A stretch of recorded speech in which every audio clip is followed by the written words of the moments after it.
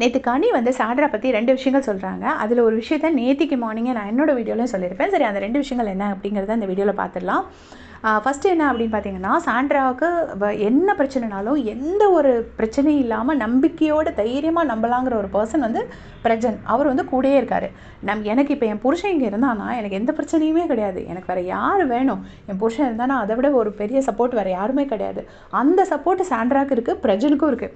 இந்த big pass கேமே நம்மளை தனிமையாக்கி நம்மளை உடச்சி நம்மளோட ஸ்ட்ரென்த் எல்லாம் உடச்சி நம்ம எப்படி அதை சர்வைவ் பண்ணுறோங்கிறது தான் இந்த கேமே. அந்த விஷயத்தில் ஒரு கப்பலாக உள்ளே வந்திருக்காங்க. அவங்க 2 பேருக்கும் பயங்கர சப்போர்ட் இருக்குது அப்படின்னு சொல்லி கனி ஒரு பாயிண்ட் எடுத்து வைக்கிறாங்க. அது உண்மையிலே ரொம்ப கரெக்டான பாயிண்ட்டாக. அது ஃபஸ்ட்டு எனக்கு கண்டுபிடிக்க தெரியல. இந்த போக போக தான் அது எனக்கு புரிஞ்சுது. அது அவங்க 2 பேர்த்துக்கும் எவ்வளோ ஒரு பெரிய ப்ளஸ் அப்படிங்கிறது. நான் என்ன யோசிச்சேன்னா, ஹஸ்பண்ட் இருக்கிறாங்க, சரி நம்ம எப்படி அதை பண்ணுறது இதை பண்ணுறதுன்னு 2 பேர்த்துக்குமே மாறி மாறி ஒரு ஹெஸ்டேஷன் இருக்கும். அது அவங்களுக்கு மைனஸுங்கிற மாதிரி நான் திங்க் பண்ணியிருந்தேன்.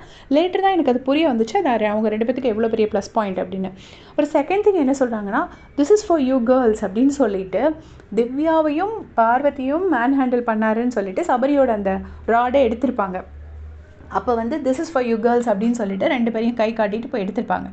ஸோ கேர்ள்ஸுனா பாவம், கேர்ள்ஸு சபரி வந்து கேர்ள்ஸே அட்டாக் பண்ணுறாரு, கேர்ள்ஸை தான் கூட வரணும், கேப்டன்சி டாஸ்கில் வரணும் அப்படின்னு நினைக்கிறாரு, அப்படி எல்லாமே சொல்லியிருப்பாங்க. அப்படி சொல்லியிருந்தாங்கன்னா கேர்ள்ஸுக்கு வந்து எப்படி இருந்தாலும் ஃபிசிக்கலி அவங்க டவுன் தானே அப்படிலாம் சாண்ட்ரா வந்து பேசியிருப்பாங்க. அப்போ அப்படி இருக்கிறவங்க எதுக்காக சுபிக்ஷாவோட ராடை பிடுங்கணும்? அவங்க வந்து சின்ன பொண்ணு தானே சுபிக்ஷா. அதுலேயும் 3 பசங்க கூட அவங்க போட்டி போடுறாங்க. வயசுலேயும் சின்ன பொண்ணு, ஸ்ட்ரென்த் வைஸும் ஒரு நார்மலான ஒரு பொண்ணு தான். ஸோ அந்த பொண்ணு நிற்கிறதே பெரிய கஷ்டம். அப்போ நீங்கள் மென்னை தானே அட்டாக் பண்ணணும். அப்போ திஸ் இஸ் ஃபார் யூ கேர்ள்ஸ்னால் என்ன அர்த்தம்? ஒன்று கேமாக பாரு, கேர்ள் பாய் பார்க்காத. இல்லை நீ ஒருவேளை கேர்ள் பாய்னு பார்த்துருந்தேன்னா நீ வந்து சுபிக்ஷாவோட பிடிங்கிருக்கக்கூடாது அப்படின்னு சொல்லிட்டு கனி வந்து ஒரு சூப்பரான ஒரு பாயிண்ட் எடுத்து வைக்கிறாங்க. ஸோ இதை பற்றி உங்களுடைய கருத்து என்னன்னு மறக்காமல் சொல்லிட்டு போங்க. தேங்க்ஸ் ஃபார் வாட்சிங்.